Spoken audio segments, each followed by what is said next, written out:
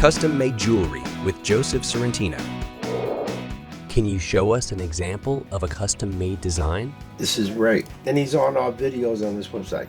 He has what he calls his crown work, and it's like a trademark of his that goes into all of his stuff. It's like a fungus. It's just growing everywhere, this crown work, okay? It encompasses rings, pendants. He's a real gentleman and a class act. All right, Ray. What is the biggest challenge you have with client pieces? Each one has something.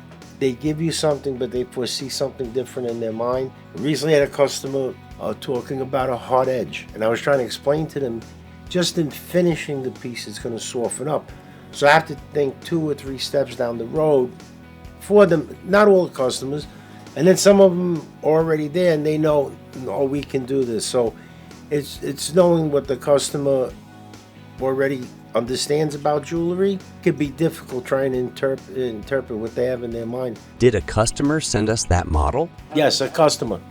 They sent it to us. Is it for a ring? It actually goes on a stone. And then they put it on a pendant or a ring. But I really don't ask them, sometimes too much, because then they feel like they're giving away, their proprietary secrets. How do you customize something like that for the client? You scan this piece for the customer, believe they need more symmetrical, even.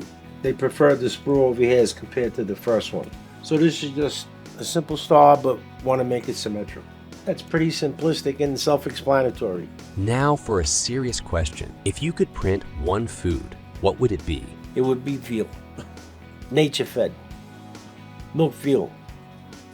Now I'm Muerte Farm. Goodbye, everybody.